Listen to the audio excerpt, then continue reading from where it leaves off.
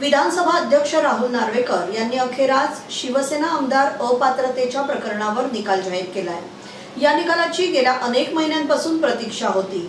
16 आमदारांना अपात्र ठरवण्याची याचिका फेटाळून शिवसेना ही फक्त शिंदे गटाचीच असा निकाल नार्वेकर यांनी दिलाय। त्यामुळे उद्धव ठाकरे गटाला मोठा धक्का बसलाय। शिवसेनेच्या घटनेनुसार उद्धव ठाकरे यांना एकट्याने निर्णय घेण्याचा अधिकार नाही। शिवसेनेची 1999 ची घटना मान्य करणार।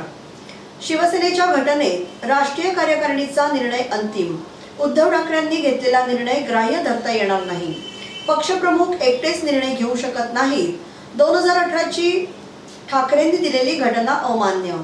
शिवसेनेची 2019 ची घटना मान्य करणार। शिवसेना प्रमुख कोणालाही पदावरून काढू शकत नाहीत। पक्षप्रमुख म्हणून उद्धव ठाकरे नामदार शिंदेंची हकालपट्टी करू शकत नाही। विधानसभा अध्यक्षांनी ठाकरे गटाचा दावा फेटाळला। खरी शिवसेना ही घटनेवरून ठरणार। निवडणूक आयोगाने दिलेली घटना मान्य करणार। शिवसेना पक्षप्रमुख गटनेत्याला पदावरून काढू शकत नाही। खरी शिवसेना कोणाची पक्षाच्या घटनेवरून ठरणार। शिंदेंना पक्षातून काढण्याचे अधिकार एकट्या उद्धव ठाकरेंना नाहीत।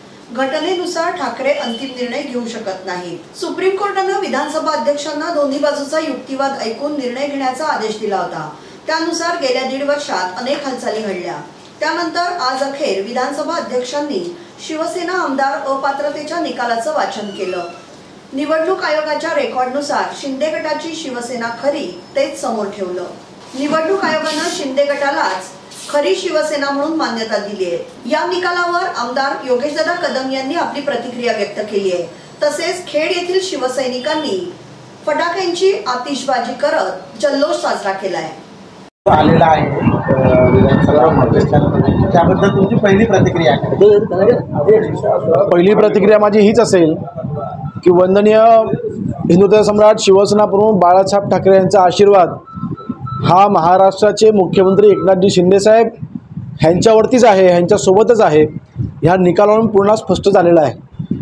आज मला फक्त भावनिक बोलायचं नाही, परंतु आजच्या घडीला मी साक्षीदार होतो या संपूर्ण केसमध्ये आणि साक्षीदार म्हणून देखील अभ्यास करत असताना ज्या ज्या वेळेला या गोष्टी माझ्या समोर आल्या मी त्याच वेळेला स्पष्ट केलं होतं की उद्धवजींचं अज्ञान पक्षप्रमुख म्हणून काम करत असताना स्वतःच्या पक्षाची घटना देखील जर का ते इलेक्शन कमिशनकडे रजिस्टर करू शकले नसतील तर त्यांच्या ह्या घोर चुकीमुळे आज त्यांना हा दिवस बघायला लागतोय।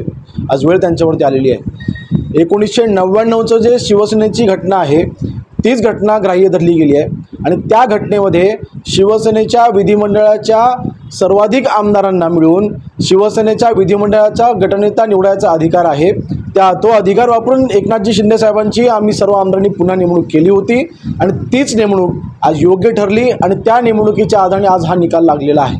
आणि म्हणून मला वाटतं आज महाराष्ट्रातल्या तमाम जनतेचे आशीर्वाद आज शिंदे साहेबांना लाभलेत। मुख्यमंत्री म्हणून ते आज अतिशय उत्तम काम करत आहेत।